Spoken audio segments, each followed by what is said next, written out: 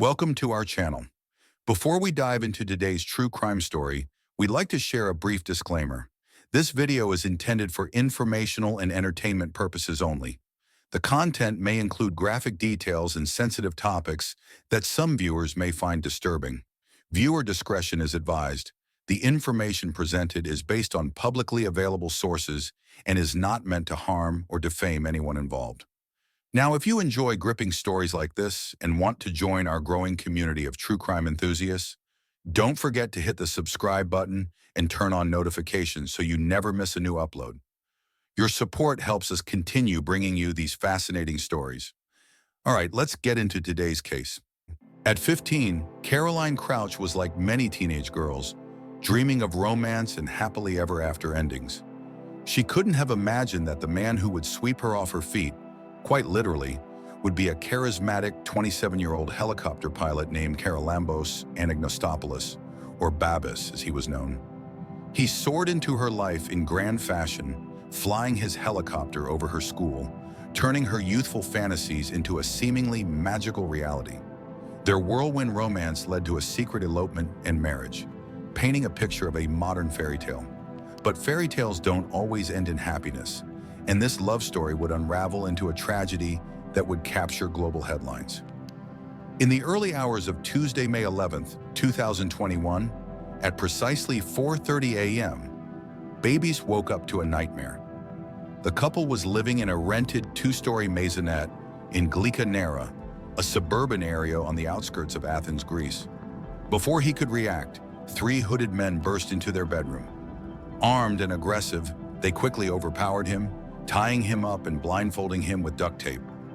Powerless and terrified, Babis could only listen as the intruders turned their attention to his wife, 19-year-old Caroline, who was sleeping nearby with their 11-month-old daughter. Speaking in Greek and Albanian accents, the assailants demanded to know where the couple kept their money. Caroline, still disoriented and afraid, had no idea that this robbery would soon lead to her murder. The commotion woke their infant daughter, adding to the chaos. Caroline Crouch had come from a loving family. Born on July 12, 2001, in Athens, she was the daughter of retired engineer David Crouch and Susan de la Cuesta. When she was just 8 years old, her family moved to the picturesque island of Alanissos, enchanted by its serene coastal beauty. Caroline thrived in her seaside surroundings, developing a love for scuba diving and swimming. In 2017, during a Good Friday parade, Caroline met Babis for the first time. He was a charming commercial helicopter pilot, and she was just 15. 3 years later, in July 2019, they tied the knot in Portugal. By 2021, they were preparing to build their dream home. They had purchased a plot of land with 50,000 euros gifted by Caroline's parents and had saved an additional 10,000 euros in cash, hidden within their home. At the time, due to Greece's financial instability, keeping cash at home was common practice. The events of May 11th shattered their dreams. As the intruders terrorized the family, demanding to know where the money was hidden, Babis, desperate to end the ordeal, revealed its secret location, one that would only deepen the tragedy that was about to unfold. The intruders wasted no time. They tore open a Monopoly board game box, uncovering the stash of cash Caroline and Babis had painstakingly saved for their dream home. But they didn't stop there. Roaming from room to room, they seized jewelry and other valuables, determined to take more, despite the couple's desperate pleas for mercy. Terrified, Babis and Caroline begged for their lives and that of their infant daughter. The situation turned increasingly horrific. Babis, still blindfolded, could only listen helplessly as the intruders threatened their 11-month-old daughter with a firearm. He struggled against his restraints, but the rope around his neck was tightened so mercilessly that he slipped in and out of consciousness. Eventually, he blacked out completely. When Babis regained consciousness, the house had gone silent. The only sound that reached him was the cries of his baby daughter. Over the next 30 agonizing minutes, he managed to inch toward his phone and, using his nose, dialed emergency services. His muffled words through duct tape were barely intelligible. "Robbers came in." The operator tried to gather more information, but that was all Babis could manage. By the time first responders arrived at the house around 6 a.m., nearly an hour and a half had passed since the intruders had fled. What they found was a scene of utter devastation. The living space and kitchen were ransacked, drawers pulled out, clothes and belongings scattered across the floor. Among the chaos lay the open Monopoly box, emptied of its cash. A security camera was discovered tossed on the living room couch, its memory card conspicuously missing. The horror didn't end there. Hanging from the staircase was the lifeless body of the family's 7-month-old husky, Roxy, strangled with her own leash. Upstairs, they found Babbies lying on the bedroom floor, bound and blindfolded with duct tape. On the bed lay Caroline, face down and unresponsive, with their infant daughter beside her. The baby cried and clapped, pushing her mother's body in a heartbreaking attempt to wake her. Caroline was pronounced dead at the scene. While their daughter was unharmed, she was visibly distressed. The pale complexion of Caroline's body and the bruises on her face confirmed what responders feared. She had been murdered. Babbies, upon being freed from his restraints, collapsed in shock as he laid eyes on the lifeless body of the woman he had loved for 5 years. As officers secured the baby and began questioning Babby, they worked to reconstruct the chilling sequence of events using his account and the evidence at the crime scene. The emerging narrative suggested the involvement of 4 individuals, 3 who entered the house and a 4th who kept watch outside. Step by step, the crime unfolded as follows. First, the intruders approached the house under the cover of darkness, using a dirt road at the rear of the property. Next, after failing to breach the back door, they removed the security pins from a basement window, creating a point of entry. Once inside, their brutality began. They strangled Roxy, the family's dog, with her own leash, a calculated act to silence any alarm. From there, they ascended to the main bedroom, where they found Babbies and Caroline asleep, utterly unaware of the terror about to unfold. They ransacked the house, searching every corner, and ultimately discovered the cash hidden in a Monopoly box. Before making their escape, the intruders smothered Caroline with a pillow, ensuring no cries for help could expose them. Believing Babbies was dead, having seen him drift in and out of consciousness, they fled into the night, confident they had left no witnesses to their heinous crime. This reconstructed timeline, though chilling, would soon be called into question as investigators unearthed a truth far more sinister than anyone could have anticipated. The brutality of Caroline's death was later revealed during the investigation. It was not quick. She suffered for nearly 6 minutes. Bruises across her body indicated a fierce struggle, and injuries to her lips and tongue suggested sharp objects might have been used. However, no signs of sexual assault were found. Despite the destruction and carnage, the intruders left little evidence behind. The only clue recovered by investigators was a hood, likely worn by one of the assailants. But with no clear trail, the case remained steeped in mystery, and speculation began to swirl about the true nature of the crime. Based on Babbies' account, investigators concluded that the hood found at the scene must have fallen off during his struggle against the intruders. Although a minor piece of evidence in such a high-profile case, it was enough for Babbies to catch a glimpse of one of the culprits.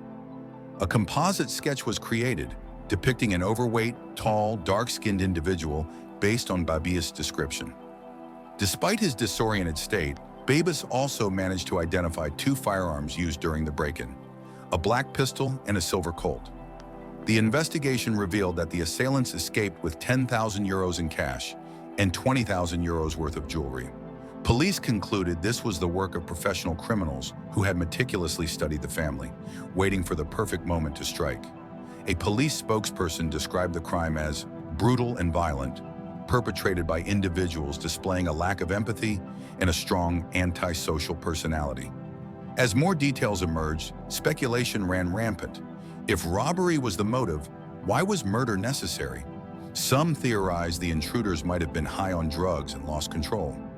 Others suggested that Caroline, a trained black belt kickboxer, may have resisted and fought back, forcing the criminals to silence her.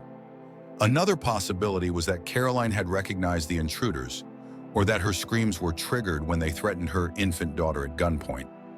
Despite the speculation, investigators were confident about one thing: the attack was premeditated. The intruders knew the couple had cash hidden in the house, leading police to believe someone close to the family had tipped them off. The investigation expanded to include Caroline and Babbies' inner circle, while security footage from nearby homes and businesses was combed through. In the footage, police spotted a dark-colored vehicle and a motorcycle cruising near the couple's home on the morning of the murder.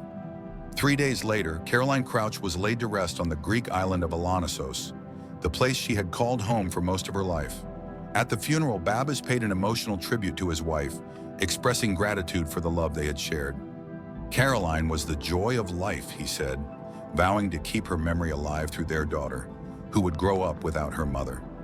As the family mourned, a significant development occurred. In northeastern Greece, police conducting a routine traffic stop pulled over a car heading toward the Bulgarian border. Inside was a 36-year-old Georgian national, Georgi Karalisvili. He presented a fake passport, raising immediate suspicion. Further investigation revealed Karalis had a violent criminal record and was wanted for a string of burglaries across Athens, including 3 in the same neighborhood as Babis and Caroline. Karalis had striking similarities to the sketch based on Babis' description, and his history of violent break-ins aligned with the crime. In one December robbery, Karalis and his accomplices had entered a home through a basement window, dragged the female occupant by her hair, and threatened her life. His pattern of crimes, combined with his attempt to flee the country, seemed to point directly at him. Police interrogated Karalis for 4 days, using aggressive methods to extract a confession. Despite sustaining a concussion during the questioning, Karalis maintained his innocence, insisting he had no knowledge of Caroline or the crime. With no physical evidence linking him to the murder, he was ultimately cleared of any involvement. The misstep cost 3 officers from Athens' homicide squad their positions. The investigation shifted focus to a local Albanian organized crime group. From an initial list of 100 suspects, police narrowed it down to 10 individuals known for violent burglaries. Babis was shown mugshots of these suspects, but the police kept the details under wraps. As time dragged on, public frustration grew. The lack of concrete evidence and the fear of another attack left Athens residents on edge. Even a large monetary reward failed to yield useful leads. Meanwhile, Babis remained vocal, frequently speaking to the media and expressing his gratitude for the continued pursuit of justice. Finally, on June 17, 2021, 37 days after Caroline's murder, there was a breakthrough. During a small memorial service for Caroline on Alonissos, detectives discreetly approached Babis and asked him to accompany them to Athens. They had uncovered new evidence that called his version of events into question. For weeks, investigators had been scrutinizing inconsistencies in Babis' story. He claimed the intruders entered through a basement window, but the window was too small for the physique of the suspect he described. While Babis said the house was ransacked, neighbors reported hearing only the cries of the family's puppy that night. No sounds of a struggle, no crashing furniture, and no cries for help.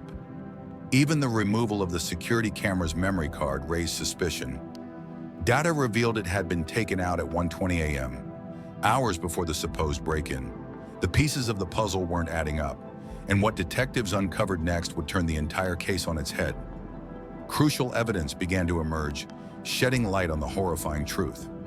Caroline's smartwatch provided a detailed timeline of her final moments. At 3:58 a.m., her pulse readings indicated she was asleep. By 4:05 a.m., her heart rate spiked by 50%, suggesting severe physical and emotional distress. At 4:11 a.m., the readings showed her heart had stopped, contradicting Babis' timeline of the events.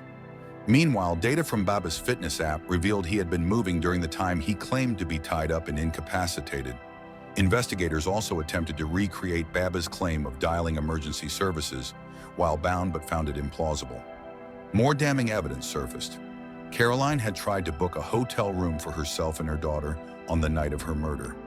She had even texted a friend, threatening to leave Babis for good. Their seemingly perfect love story began to unravel. When Babis met Caroline, she was just a teenager living on Alonissos. His charm and grand gestures, like flying a helicopter over her school, won her over. It seemed like a dream come true for Caroline, but it was the beginning of a nightmare. Caroline's diary revealed the darker side of their relationship. While their social media painted a picture of romance and happiness, her private writings told a different story. She frequently questioned her marriage, recounting manipulative and controlling behavior from Babis. In one 2019 entry, she described a serious fight and her plan to leave him. "I love Babis so much that I can't leave him, Even though this relationship hurts me, she wrote. Caroline's entries reflected her growing despair. Pregnant and financially dependent on Babis, she felt trapped. In July 2020, a month after their daughter was born, she wrote, "Today I told Babis I want to leave. I feel awful." Despite her unhappiness, she stayed, hoping to provide her daughter with two parents. On the night of her murder, phone records revealed tense and combative texts between Caroline and Babis while they were in the same house. Investigators confronted Babis with this evidence, along with the inconsistencies in his story. After hours of interrogation, he broke down and confessed. But his confession was riddled with attempts to justify his actions. Babis claimed the couple argued on May 10th, the night before the murder, over their daughter. He alleged that Caroline wanted to take the child and leave, which made him lose control. He described an escalating fight, claiming Caroline had pushed and punched him. In a fit of rage, he strangled her and suffocated her with a pillow, killing her in front of their 11-month-old daughter. In his confession, Babis admitted to staging the crime scene. He killed their puppy, Roxy, to make the robbery look authentic, placed their infant beside Caroline's body, and tied himself up to complete the illusion. He justified his actions as a moment of instability, though investigators saw it for what it was, a cold-blooded, premeditated murder. Babis' arrogance and belief that he could outsmart authorities ultimately led to his downfall. In May 2022, he was convicted of premeditated murder, obstruction of justice, lying to authorities, and animal abuse. The case, later dubbed the murder that fooled the world, shocked Greece and beyond. What began as a fairy tale love story ended in unimaginable tragedy, a brutal reminder that appearances can be deceiving. Caroline's daughter, now left without her mother, would grow up with the weight of her father's horrific crime, a haunting legacy of love turned to betrayal. Thanks for watching. If you enjoyed this video, give it a thumbs up and share it with someone who might find it helpful. Don't forget to subscribe and turn on the notification bell so you never miss an update. See you in the next video.